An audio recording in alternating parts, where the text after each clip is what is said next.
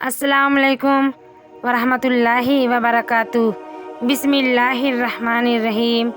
نبی کریم صلی اللہ تعالیٰ علیہ وسلم نے ارشاد فرمایا، جو شخص کسی کو بدنام کرنے کے لیے اس میں ایسی برائی بیان کرے جو اس میں نہ ہو تو اللہ تعالیٰ اس کے دوزخ کی آگ میں قید رکھیں گے یہاں تک کہ وہ اس برائی کو ثابت کر دے۔ وہ ثابت نہیں کر سکے گا۔ جو کسی دوسرے مسلمان کے عیب ڈھونڈتا پھرتا ہے تو اللہ تعالیٰ اس کے عیوب پکڑتا ہے، اور اللہ تعالیٰ جس کی عیوب پکڑتا ہے تو پھر اسے رسوا و ذلیل کر دیتا ہے، اگرچہ وہ اپنے گھر کے اندر ہو۔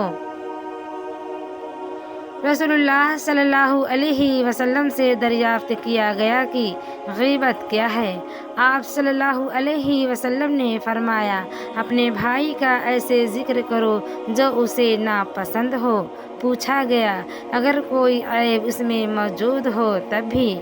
آپ صلی اللہ علیہ وسلم نے فرمایا، اگر کسی شخص میں کوئی عیب ہو اور تم اسے بیان کرو تو وہی تو غیبت ہے، ورنہ تو تم نے اس پر بہتان لگایا۔ میرے نزدیک سب سے زیادہ برے لوگ وہ ہیں جو چغل خور ہیں، اور وہ لوگ جو آپس میں محبت کرنے والوں کے درمیان جدائی ڈلواتے ہیں، اور وہ لوگ جو بری الذمہ لوگوں پر عیب لگاتے ہیں۔